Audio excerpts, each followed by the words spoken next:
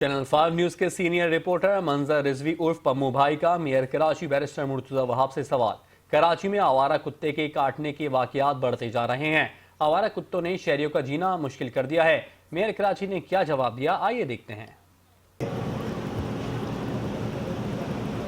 काम चल रहा है, लेकिन हुकूमत ने इस मामले से निपटने के लिए और वो जो डॉग लवर्स हैं उनकी फरमाइश पे या उनके प्रेशर पे ये फैसला किया था कि कुत्तों को न्यूट्र करना चाहिए ताकि कुत्तों की आबादी ना बढ़े। काम चल रहा है, लेकिन न्यूट्रिंग आसान नहीं है।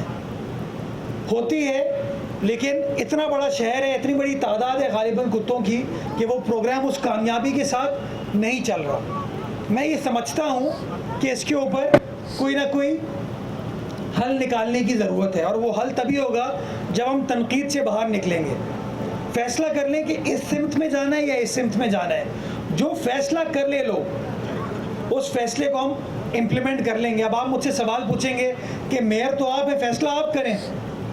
मसला मंजर साहब ये, जो भी फैसला करेंगे एक ना एक माइंडसेट तनकीद करेगा, और जो तनकीद करता है फिर वो सोशल मीडिया पे मीडिया अपने हिसाब से उसको चलाती है। तो और जब काउंसिल से आप कोई फैसला करते हैं तो कोई शख्स अदालत चले जाता है और अदालत से कोई ऑर्डर करवा लेता है। तो मैं ये समझता हूँ इसके ऊपर कोई रेफरेंडम करा लें, कोई भी एक ऐसा रास्ता हो कि हम तय कर लें कि अगर रास्ता है न्यूट्रिंग का तो हम सिर्फ न्यूट्रिंग पे फोकस करें, लेकिन न्यूट्रिंग का इम्पैक्ट जो है ना वो आने में कई साल लगेंगे आपको। तो आपको अगर इमीडिएट कोई फैसला करना है तो उसके लिए दूसरा फैसला है जो कि बड़ा एनिमल राइट्स के हिसाब से मुनासिब नहीं है।